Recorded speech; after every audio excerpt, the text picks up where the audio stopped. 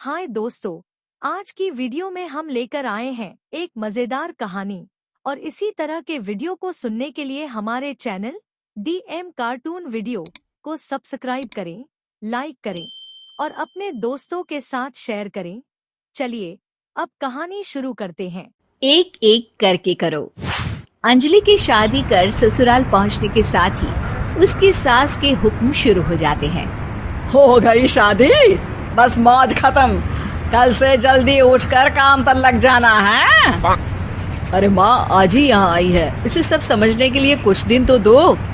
मेरे और बहू के बीच की बात है, तू घर के मामले में ना बोलियो। इस पर जतिन वहाँ से अपने कमरे में चला जाता है और सास अंजलि को काम की लिस्ट सुनाने लगती है। सुबह पहले घर की सफाई करनी है, फिर कपड़े धोने हैं, साथ में खाना भी बनाना है। एक की वजह से दूसरा काम रुकना नहीं चाहिए है। जी मम्मी जी ठीक है। ये कहकर अंजलि अपने कमरे में चली जाती है। अंजलि, मम्मी हमेशा बोलती थी बहू आएगी तो उनका काम हल्का होगा, पर मुझे नहीं पता था कि वो काम हल्का करने की जगह टाल ही देंगी। कुछ नहीं होता, ये सब मैं अपने घर में भी तो करती थी, मुझे आदत है, कोई दिक्कत नहीं होगी। ठीक है, पर अगर कुछ हो तो बता देना। दोनों सो जाते हैं और अगली सुबह से अंजलि जल्दी उठ के सास के बताए कामों में जुट जाती है, जिसमें वो जैसे ही कपड़े धोने लगती है तो सास वहाँ आ जाती है। अरे सुनो, ये कपड़े ऐसे नहीं धुलेंगे, सबको डिवाइड कर फिर एक एक करके अलग अलग धोने हैं। क्या एक एक कपड़ा अलग करके? एक बार में सुनाई नहीं देता क्या? वही बोला है मैंने, लग जाओ काम पर हैं? सास की बात मानते हुए अंजलि एक एक करके कपड़े धोना शुरू करती है, जिसे करते हुए आधा दिन बीत जाता है। अरे रे, सुबह से कब दोपहर हो गई पता ही नहीं चला, अभी तो खाना भी बनाना है। अंजलि भागते हुए रसोई में जाती है, जहाँ उसकी सास पहले से ही उसे खड़ी मिलती है। खाना बना लेना, देखो पहले पकोड़े तल दो और एक एक पकोड़े अलग अलग तलना, नहीं तो कोई कच्चा कोई पक्का रह जाता है। सास की हर बात में एक एक की कहानी अंजलि के समझ में नहीं आती, लेकिन फिर भी वो बिना कुछ बोले काम करती रहती है। अगली सुबह फिर वही शुरू होता है और सास एक बार फिर खाने के समय रसोई में आती है। आज क्या बन रहा है? वो जतिन ने भिंडी की सब्जी, रोटी और धनिया की चटनी बोली है, इसलिए वही बना रही हूँ। अरे वाह जी वाह, बढ़िया है। पर भिंडी एक एक करके धोना, फिर टोवेल से पोंछकर एक एक करके ही काटना, साथ ही धनिया की पत्ती भी एक एक करके ही धोना। अरे पर मम्मी जी। अरे क्या पर, सफाई का ध्यान रखना आता भी है या नहीं है? मैं ये सब सबकी हेल्थ के लिए ही तो कर रही हूँ ना, और तुम अर पर करती रहती हो हैं? सास की बातें सुन अंजलि हैरान रह जाती है। मैं तो सिर्फ सोचती थी कि जानबूझकर मेरा काम बढ़ाने के लिए ये सब करती हैं, पर ये तो काम बढ़ाने के साथ परेशान भी करना चाहती हैं। मैंने इनकी कौन सी बहस खोल दी जो इतनी दुश्मनी निकाल रही हैं? अब क्या करूं? अब अंजलि सास की बातों और हरकतों के बीच फंस जाती है। काम के लिए मना भी नहीं कर सकती, नहीं तो जाने कौन सा ड्रामा खड़ा कर दे।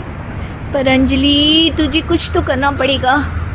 इतनी देर में जतिन भी वहाँ आ जाता है। अरे कौन ड्रामा खड़ा कर रहा है और क्या करना पड़ेगा? जतिन की बात सुन अंजलि सोच में पड़ जाती है। इन्हें सच बताऊं या नहीं? पर अगर ये गुस्सा हो गए तो? वैसे भी अपनी माँ से बहुत प्यार करते हैं, फिर उनके खिलाफ कुछ सुन कैसे लेंगे?